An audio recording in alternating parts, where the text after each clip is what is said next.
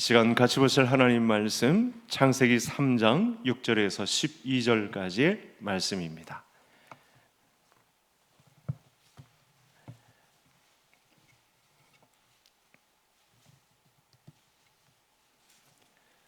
창세기 3장 6절부터 12절 한 절씩 교독하시겠습니다. 여자가 그 나무를 본즉 먹음직도 하고 보암직도 하고 지혜롭게 할 만큼 탐스럽기도 한 나무인지라 여자가 그 열매를 따먹고 자기와 함께 있는 남편에게도 주매 그도 먹은지라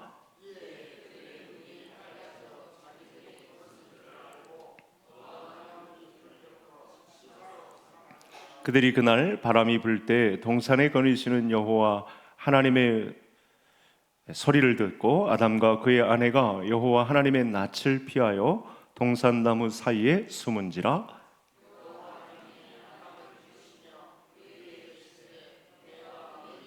이르되 내가 동산에서 하나님의 소리를 듣고 내가 벗었으므로 두려워하여 숨었나이다.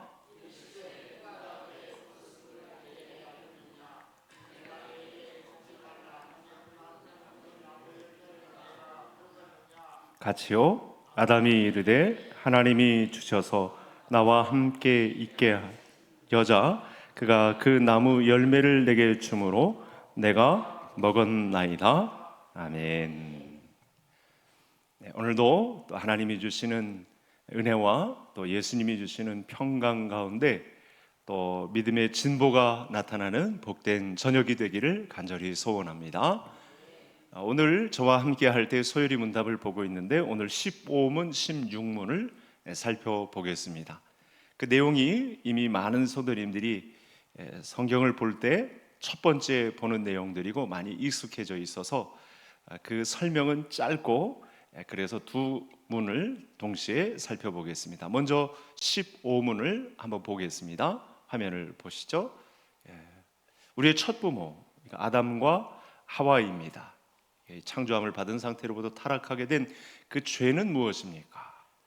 인류의 첫 조상인 우리의 부모가 죄를 짓게 되는데 그 죄가 무엇인가? 그러면서 16문에는 죄의 내용과 연결이 됩니다.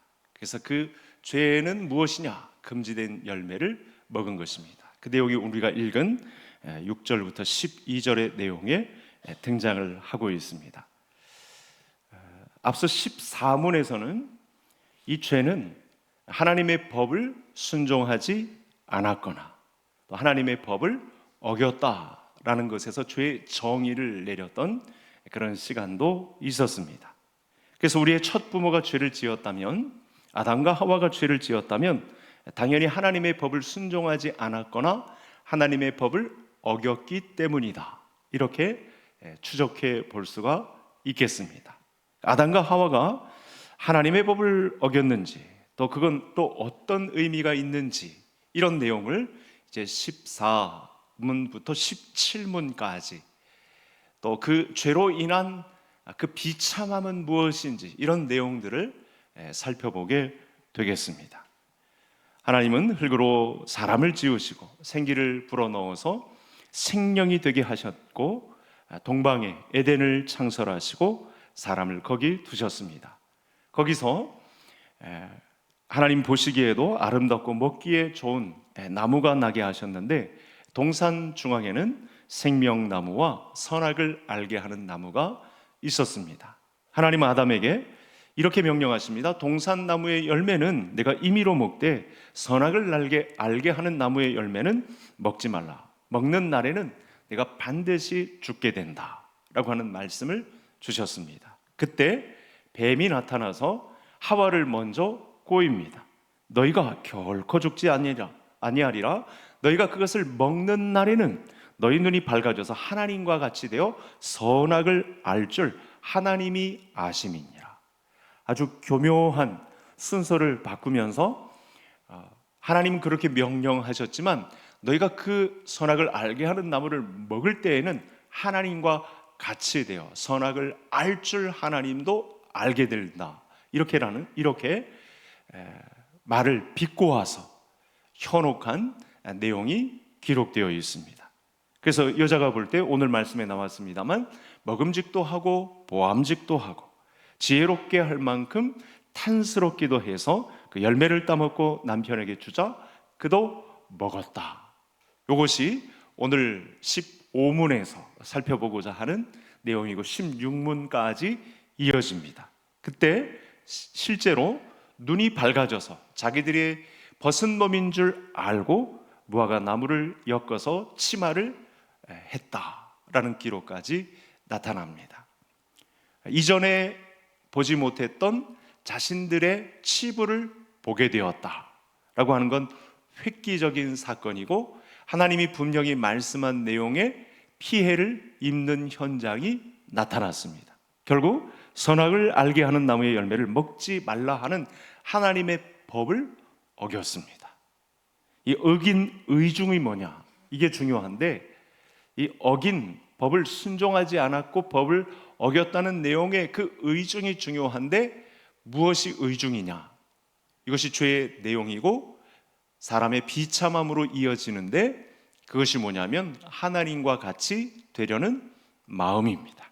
하나님과 같이 되어 선악을 알게 되고자 하는 자리까지 간 것이죠. 그러니까 하나님의 영역을 침범한 것이고 하나님이 그어놓은 구분선을 넘어선 것입니다. 이것이 바로 죄의 내용이 되겠습니다. 그들은 이 하나님이 자신들에게 주신 존재 그리고 생명, 하나님이 주신 형상을 생각한다면 하나님의 법을 어긴다거나 하나님의 법을 순종하지 않는 자리에 가는 것이 얼마나 큰 위험이 있는가를 알아차려야 했습니다. 그래서 사탄이 뱀으로 변하여 그들에게 말을 걸고 다가왔을 때 하나님의 말씀을 반드시 기억하고 저항하는 자리에 있어야 했습니다. 하나님이 사람을 창조했을 때에는 그 자리에 갈 수 있는 여력도 있었습니다. 그런데 하나님은 우리를 하나님의 형상을 닮은 존귀한 존재로 지으셨기 때문에 우리를 결코 꼭두각시로 만들지 않았기 때문에 이걸 악용해서 그 자유의지를 남용해서 그만 하나님의 구분선을 넘어버린 것이죠. 바로 이것이 오늘 15문 그리고 16문까지 살펴보고자 하는 죄의 내용이 되겠습니다. 하나님처럼 되고 싶어서 하나님의 법을 무시하고 하나님께 순종하지 않은 이 사실이 바로 이 금지된 열매의 의미가 있겠습니다. 그러니까 이 금지된 열매를 먹었다라고 하는 것은 단순한 열매를 먹었다는 측면을 넘어서서 하나님과 같이 되고자 하는 마음, 지음을 받은 인간이 하나님과 같은 자리에 있고자 하는 마음까지 교만한 것, 이것이 바로 큰 죄의 내용이 되는 것입니다. 하나님의 말씀에 대한 거부는 하나님께 대한 거부로 드러납니다. 다시 강조합니다. 하나님의 말씀에 대한 거부는 하나님을 무시하는 것과 마찬가지입니다. 이 무시가 아담과 하와가 금지된 열매를 먹는 사건으로 나타난 거죠. 자, 그래서 이렇게 이제 15문 내용을 금지된 열매를 중심으로 살펴볼 때 이들이 하나님과 같이 되려는 마음, 거기까지 갔구나, 그렇게까지 교만했구나, 이 과정을 타락이라고 규정합니다.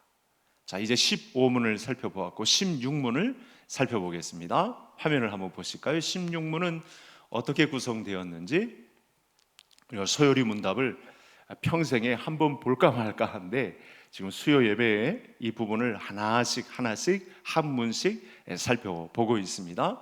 우리 질문만 먼저 볼까요? 같이 읽겠습니다. 모든 인류는 아담의 범죄에서 타락했습니까?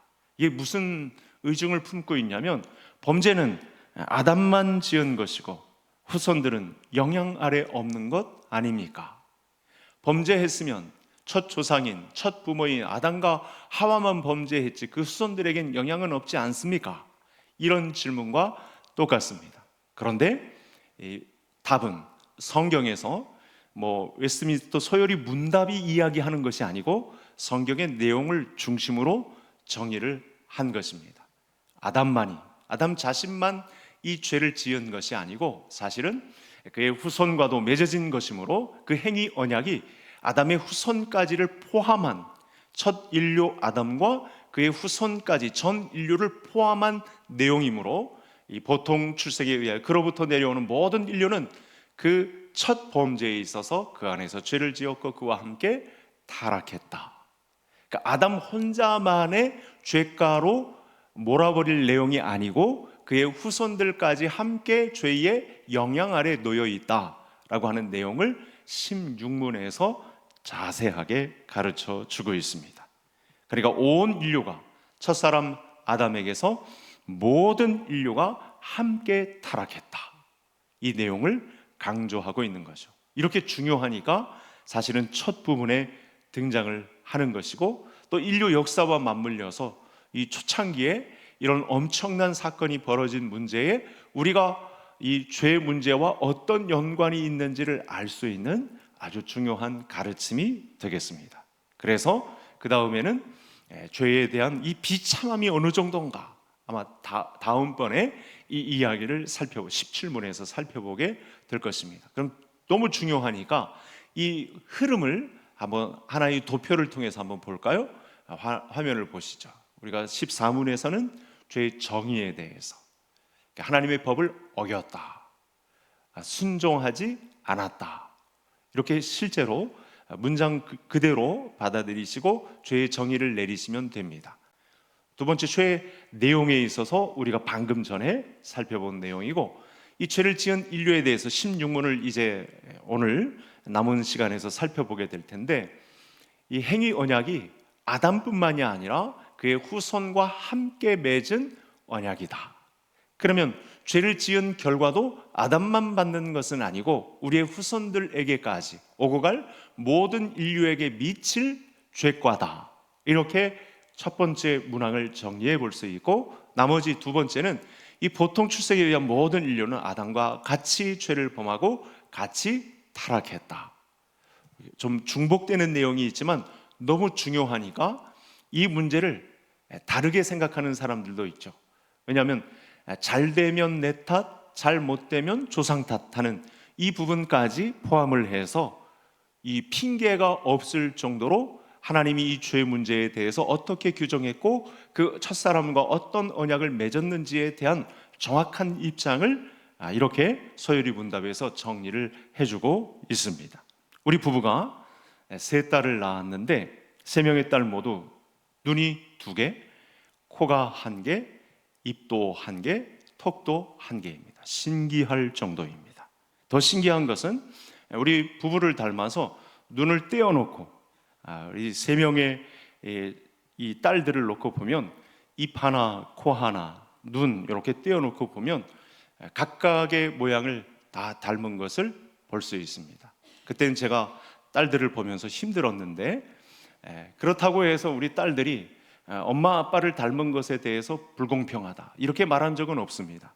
아직까지는 그렇게 왜 나를 이렇게 낳았냐고 왜 이렇게 생기게 낳았냐고 그렇게 따진 딸은 없었기 때문에 하나님께서 이렇게 눈, 코, 입을 그 부모의 영향 아래 이렇게 지은 사실을 말씀하고 있는 거죠. 또 우리 딸들은 태어난 그 순간부터 대한민국 국민이 되었습니다. 우리 부부는 같이 이 딸들을 기르면서 부모가 지켜보는 가운데 부모의 세계관이 자녀들의 세계관에 그대로 흘러가는 모습을 보게 됩니다. 오늘 우리 둘째가 중고차를 몰고 있는데 다른 사람이 와서 오토바이로 이렇게 받아버렸어요. 근데 그 타 있는 건 아니고 주차된 곳에 그래서 그 뭘 하나 기어가 좀 그 이후로 이상해서 기어가 좀 이상한데 아빠가 이거 뭐 그냥 끌만해요. 그래서 제가 그랬죠. 야 어떻게 그런 성향을 나하고 똑같이 닮았냐. 아쉬운 건 공업사 갈 건데 아쉬운 건 이야기는 해야지. 그렇게 이야기를 했는데 아빠 닮았는데 어쩔 수 없죠. 뭐 그런 이야기를 했었습니다. 한마디로 자녀들은 생물학적으로 체질과 체형과 식성까지 부모를 닮습니다. 물려받습니다. 같이 생활하면서 정서적인 면에서 많이 담습니다. 또 앞으로 펼쳐질 어떤 법적, 경제적인 그런 생활적인, 문화적인 면에서 부모의 영향 아래 부모의 영향을 많이 받고 결정하고 그들의 삶을 이어갈 것입니다. 이렇게 부모와 자녀의 연결은 자연스럽습니다. 제가 지금 이 말씀을 드린 것은 행위 언약과 관련해서 자연스럽게 이 죄과와 관련된 죄의 내용의 영향과 관련된 이 사건의 이 모든 것이 우리 온 인류에게 함께 전달되었다는 측면에서 저와 성도님들에게 이 말씀을 설명하고 있는 것입니다. 그러니까 아담은 단순히 한 개인이 아니라 우선 전체를 대표하는 개인으로서 하나님과 행위 언약을 맺었었다. 여기서 잠시 또 살펴볼 것은 지나간 16문까지 오는 동안 하나님은 우리의 존재를 얼마나 귀하게 여기시는지 언약을 맺을 장소의 당사자로서 하나님은 신이시고 우리는 지음으로 받은 존재임에도 불구하고 언약을 맺을 당사자로서 서게 하셨다. 그럼 그 귀함을 알고 하나님의 법을 어기거나 순종하지 않거나 하는 자리에 있지 않고 사단이 유혹을 해와도 저항하는 자리에 있었어야 되는데 이것을 남용하는 자리에 써버린 거죠. 그것이 의지의 타락을 불러온 결과였다. 14문을 살펴볼 때 이 내용을 공부했었습니다. 따라서 이 아담이 하나님과 맺은 언약의 조건과 상급, 그건 하나님의 의중에만 속해 있는 것인데 죄만 생각하면 정말 앞이 보이지 않고 캄캄할 만큼 소망도 없는데 사실은 우리가 알고 있죠. 이제 조금 이따 조금 살펴보게 되겠습니다만 이 죄를 지은 인간임에도 불구하고 하나님의 은혜에 의한 믿음은 작동되어서 그들에게 주실 이 삶의 조건들과 상급들, 그것이 아담에게 뿐만 아니라 그 후손들에게까지 이어집니다. 아담에게 있어서 상급이라 한 것은 여자의 후손을 통해서 구원자로 오실 예수 그리스도에 대한 예언이 이 말씀을 믿음으로 말미암아 구원받는 것까지 포함한 것을 이야기합니다.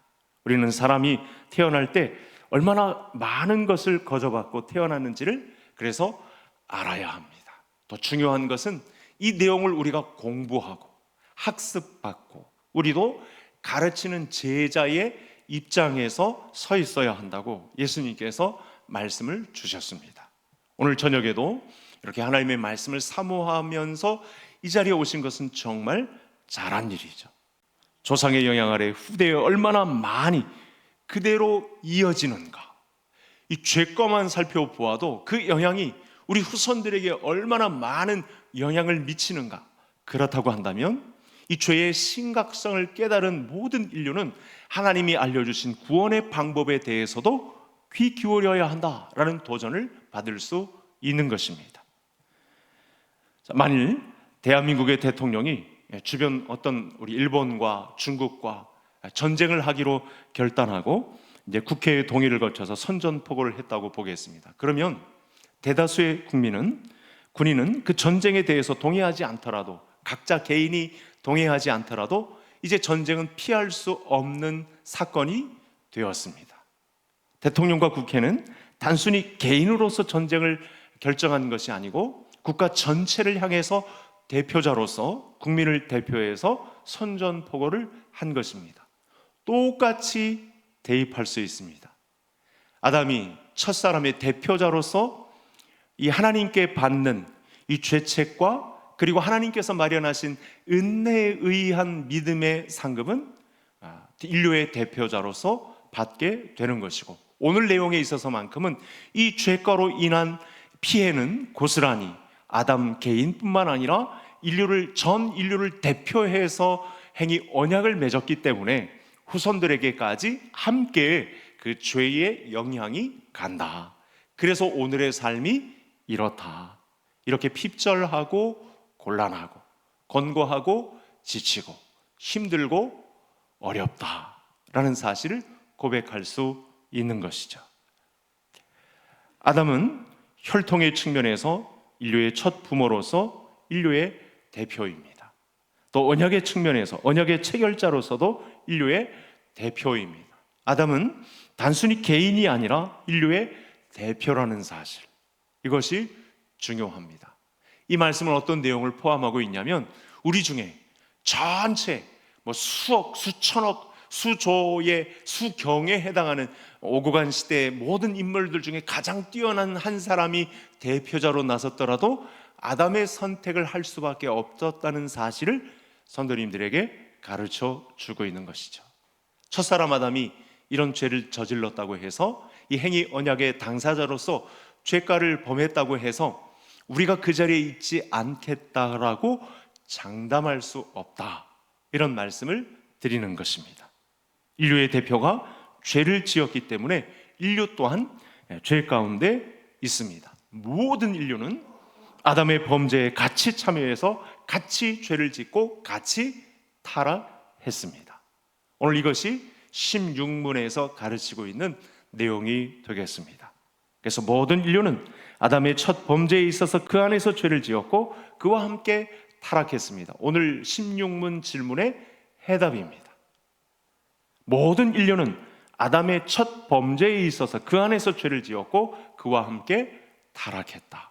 그 어떤 선인이라도, 가장 훌륭한 어떤 선한 선지자라고 할지라도, 제사장이라고 할지라도, 가장 완벽한 사람의 하나라고 할지라도 그가 아담의 자리에 섰었다면 그 범죄에 있어서 그 안에서 죄를 지었고 그 안에서 타락했다라고 하는 것이 성경이, 하나님의 눈이 인간을 바라보는 관점입니다. 우리는 이것을 인정해야 합니다. 이 부분을 인정하지 않는 가장 대표적인 집단이 천주교입니다. 그리고 이단들입니다. 사람에게 어떤 여지를 남겨주는 거예요. 첫사람 아담의 범죄로 인한 그 후과가 모든 인류의 후손들에게까지 나타났는데 그건 그 사람 당사자의 문제고 우리에게는 그 후과가 없다, 그 영향 아래에 있지 않다, 이렇게 가르치는 거예요. 우리에겐 죄 짓지 않고 저항할 가능성이 남아있다, 이렇게 가르치는 것이 이단입니다. 그러니까 사람을 하나님의 위치에 또 올려놓는 우스꽝스러운 모습이 되는 거죠. 그것이 이만희고 정명석이고 안상홍입니다. 바울은 아담과 예수님이 온 인류를 대표했기 때문에 아담과 예수님의 행위는 단순히 개인 차원에 머물지 않고 온 인류에게 영향을 미쳤다고 합니다. 그러니까 성경이 이 내용을 가장 확실하게 증명을 하고 있는 거죠. 사람의 말이 자꾸 설명을 달아서 설명하면 그건 부족합니다. 그래서 성경의 내용을 우리 사도 바울의 말씀을 통해서 확인해 보겠습니다. 화면을 한번 보시겠습니다. 제가 18절, 성도님들이 19절 읽겠습니다. 그런즉 한 범죄로 많은 사람이 정죄에 이른 것 같이 한 의로운 행위로 말미암아 많은 사람이 의롭다 하심을 받아 생명에 이르렀느니라.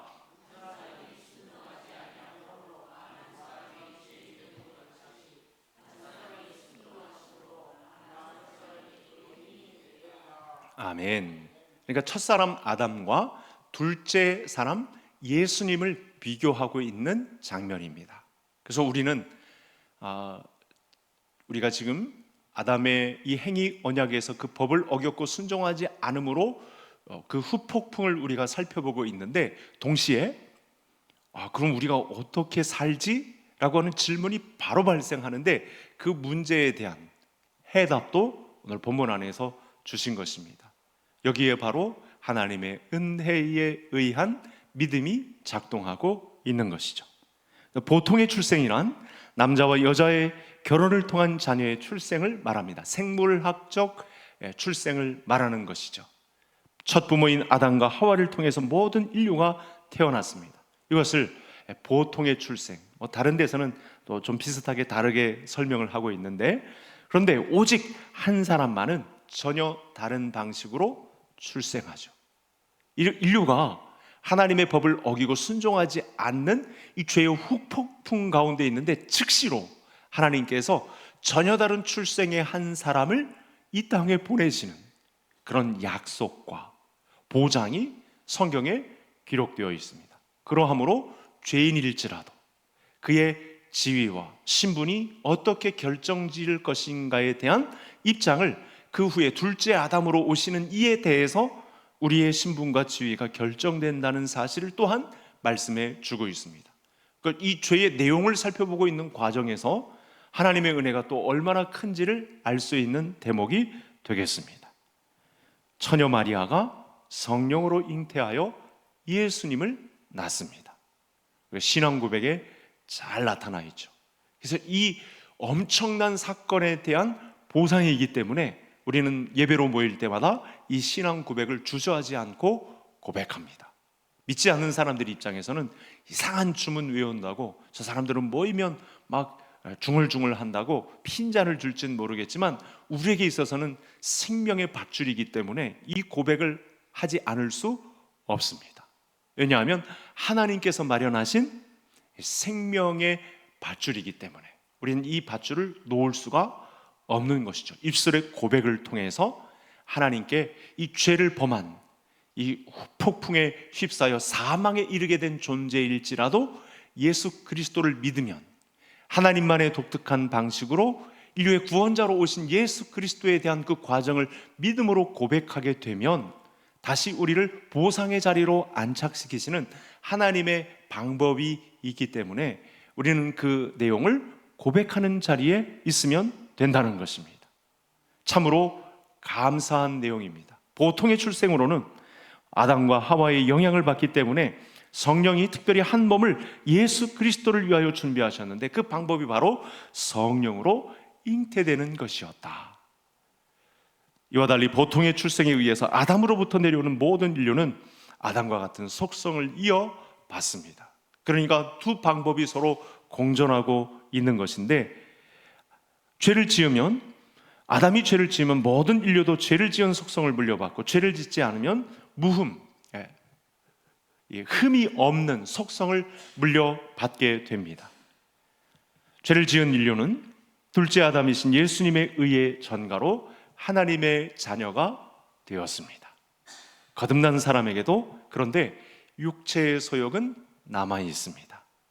이 부분을 사도 바울이 로마서 7장을 통해서 노래를 했습니다. 오라 나는 곤고한 사람, 하나님의 법과 죄의 법이 싸우는 이 사망의 몸에서 누가 나를 건져내랴. 이 1세기에 이 영적 판도를 바꾸는 그 일에 사명자로 나선 사도 바울이 밤마다, 시간마다 인류 역사에 개입하셔서 죄로 인한 그 죄가로 이제 사망에 이르게 된 존재를 건지시기 위해서 인류의 둘째 아담인 예수 그리스도를 성령으로 잉태하게 하셔서 이 구원의 자리로 우리를 보상해 주신 하나님이 있지만 아직도 그 죄의 영향 아래로만 들어가고 싶어하는 자기 자신의 이 갈등을 이렇게 노래한 것입니다. 나는 곤고한 사람이로다. 이 죄와 사망의 법에서 누가 나를 건져내랴. 이렇게 고통하고 있는 그 현장을 말씀을 주고 있습니다. 로마서 7장에 나오는 내용입니다. 따라서 우리 예수 그리스도의 의의 전가로 성령의 인치심을 받아서 하나님의 자녀가 된 자들은 그리스도께 날마다 자라갈 수 있습니다. 나로서는 안 되지만 하나님의 의한, 하나님의 은혜에 의한 믿음으로 말미암아 하나님이 자라게 하심으로 저와 성도님들은 자라나게 될 줄로 믿습니다. 이 믿음을 가져야 합니다. 하나님이 자라게 하심으로 자랍니다. 골로새서 2장 19절의 내용입니다. 골로새서 2장에는 이 자라남에 대해서 하나님이 어떻게 은혜로 작동하는가에 대한 부분을 우리에게 충분히 설명해 주고 있습니다. 그래서 생각이란 말까지 많이 동원을 하고 있는 그런 장면이 나타나고 있습니다. 정말 감사한 내용입니다. 여러분, 추수감사절이 이제 다음 주인데 뭐 절기가 와서 감사하는 것이 아니고 우리가 평상시에 1년 12달 매 분초마다 감사해야 될 내용은 바로 이 부분입니다. 하나님이 첫째 아담에 의한 죄의 후과로 사망에 이르게 된 존재를 두고 볼 수가 없어서 둘째 아담을 준비시키시고 그를 성령으로 잉태케 하셔서 불가항력적인 은혜를 우리에게 안겨주심으로 하늘 보상을 바라보는 그 믿음으로 자라나게 하시는 분은 하나님이시다 라고 하는 사실을 우리에게 고백합니다. 그러니까 성경은 온통 하나님이 우리를 신부로 바라보고 세레나데를 부르는 방식으로 지어져 있습니다. 그런 연애 편지와 같은 방식으로 우리를 그 편지 아래 굴복시키게 하시는 방법으로 하나님의 말씀이 기록되었다는 사실이죠. 지금 우리가 매일 살펴보는, 새벽에 살펴보는 에스라서에서는 예배 받으시기를 기뻐하시죠. 이런 일을 내가 버렸으니 이런 죄가로 사망에 이르게 된 존재를 둘째 아담으로 인해 예수 그리스도를 통해 성령으로 잉태하게 하시고 너희를 구원자로 삼으셨으니 나를 예배하라, 나를 추앙해라, 나를 앙망해라, 나만 바라보아라 라고 하시는 말씀을 주신다는 사실입니다. 그러나 여전히 우리의 성령의 소욕과 육체의 소욕이 부대끼는 현장은 어쩔 수 없습니다. 거듭난 그리스도인이라 할지라도 죄의 영향 아래 놓여 있고 이기고 지고를 반복하는, 사도 바울이 노래했던 대로 공고한 사람이로다 이 사망의 법과 생명의 법에서 누가 나를 건져내랴 라고 하는 갈등은 존재한다는 사실을 인식하는 가운데 이 과정 속에 하나님은 우리를 자라나게 하신다 라는 이 믿음이 꽉 찬 이 수요 예배가 될 수 있기를 바랍니다. 아담의 번제로 우리는 하나님의 진노의 그릇 안에 담기게 되었습니다. 경건하고 올바른 삶의 규범으로 주어진 율법이 오히려 저와 성도님들의 삶을 찌르는 가시로 작동하게 되었습니다. 하나님을 멀리하게 되니 하나님의 법이 하나님을 피하는 도구로 사용되게 되기도 하였습니다. 더 이상 하나님의 법에 굴복하지 않고 굴복할 수도 없게 된 자리에 이르게도 되었습니다. 그래서 가급적 법을 피하고 법 없는 백성같이 자기 소견에 옳은 대로 살고자 하는 욕망이 매일매일 샘솟죠. 그래서 우리는 이제 말씀을 정리해야 합니다. 그럼에도 불구하고 그리스도의 은혜 아래에 있도록 하나님께서 은혜에 의한 믿음을 우리에게 작동시키시고 너희가 그 은혜에 의하여 믿음으로 말미암아 구원을 받았나니 이렇게 선포하시면서 저와 성도님들의 신분 그리고 있어야 할 지위가 어떤 자리에 있어야 하는지를 명명백백하게 우리에게 밝혀주시고 자라는 길을 교회 공동체로서 안내하십니다. 반드시 이 자리를 잊지 마시고 이 교회 공동체를 이탈하지 마시고 하나님이 주신 은혜에 의한 믿음을 노래할 수 있는 공동체로의 부르심을 외면하지 마시고 주님 오실 그날까지 이 신분과 지위를 잘 지키심으로 죄에 있어서는 저항하고 물리치고 선전포고를 하고 성령의 도움을 구하며 그럼에도 불구하고 갈등하고 죄와 사망의 법 아래에서 생명의 법과 충돌하는 현장에서 도움을 요청하고 믿음의 동역자들과 함께 이 자리를 구축하고 영적 전선을 구축하고 절대 물러서지 않고 나를 자라나게 하시는 은혜에 의한 믿음을 작동시키시며 우리를 항복하게 하시는 하나님의 예배의 자리에 서게 되고 결국은 그 끝날 우리의 대장 되셔서 우리를 진두지휘하신 예수 그리스도에 대한 아름다운 영광과 찬양의 노래가 울려 퍼질 그날을 기대하며 중단 없는 믿음의 전진을 아름답게 감당하는 우리 개성의 가족들 다 되시기를 주의 이름으로 축복합니다.